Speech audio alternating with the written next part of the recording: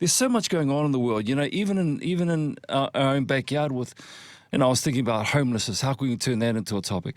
The migration situation over in the US, the cost of living crisis is still a thing with a lot of families. And then I thought, man, there's so much happening. The world feels heavy. Is it okay to choose what you have to care about? Because, giving yourself fully to every single issue that's happening in the world today, even in your own backyard, takes a toll. Yeah, I would say yes, it is okay to choose. I think if we think about the world we live in at the moment and we think about history, what it's meant to be human for thousands and thousands of years, this time that we live in is really unusual and I would say very unnatural. When you think about the amount of information we're bombarded with all the time, many people are on their phones for hours a day looking at stuff that's coming through their social media feeds, and so you're being fed all this information all the time. The news cycle is 24/7. News departments are literally pumping out news all day, every day, 24/7. And if you live in a city and you drive down the motorway, and just take notice of how much you're advertised to. It's everywhere. It's on car stickers. It's coming through on the radio. And thanks to everybody who advertises with radio, it enables us to do what we do. But you get billboards, it's everywhere. Magazines, newspapers, information is everywhere. We are overloaded.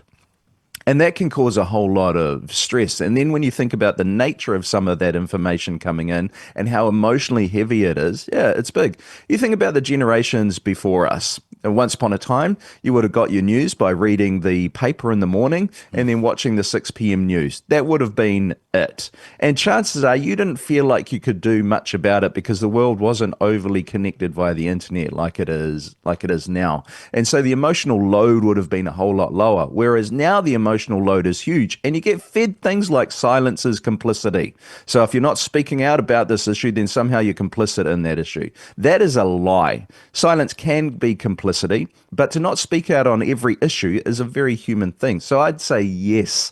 I would say it's wise to pick the issues you feel like you can make a difference in and go for it in those, and don't feel guilty about not participating in or carrying the load of everything else. It is, I think it gets exhausting for a lot of people, and almost you become desensitized to a lot of the things that we hear. And I wonder about this too sometimes with myself. I see things online that I'm like, that should make me feel horrible when you see that that's going on. But because it's just so constant, it's tragedy after horrible thing, never ending. And then that's just within our own country, and you look overseas and there's just so much wrong. And it's like, I don't know, you don't have capacity to feel, I don't know, all the things that you would probably feel if you were closer to it, and then brings up questions. And I mean, the thing about silence complicity, I can't even remember what the issue was, but it was one of the sort of big worldwide kind of trend ones where everyone was changing their profile picture to sort of stand in solidarity with something. And I didn't really do those kinds of things, but for this one, I was like, oh, maybe I should. I don't know. I do kind of agree with it. And yeah, all right. So I changed it. And then immediately I was messaged by someone who was like, well, yeah, what good's that going to do if you're not actually going to march in the street with us this weekend? So are you actually and I was like, oh man, I don't know. I can't even win. I was trying to help. I thought I was doing something good towards the thing, but it wasn't enough, But it's a tough place to be for a lot of people.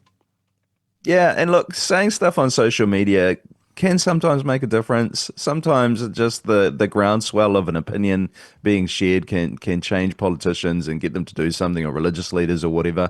But oftentimes, just putting your comment up on social media does nothing. And I say that as someone who has done a lot on social media. You used to be right into it. I wonder now how much of a difference I've actually made. We don't have the capacity. And sometimes that not feeling is a self-defense mechanism. We all have people in our lives. We all have a community. We've got people, we've got workplaces, we've got schools, we've got places that we're a part of.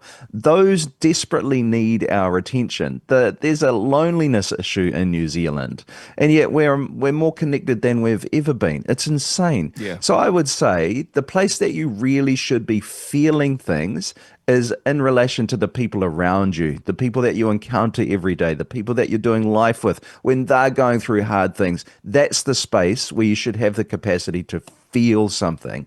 And that's not to say you shouldn't feel something when you see stuff going on overseas, but if it's bleeding to the point where you don't feel like you've got the capacity to care for those who are directly around you, then you've got a problem.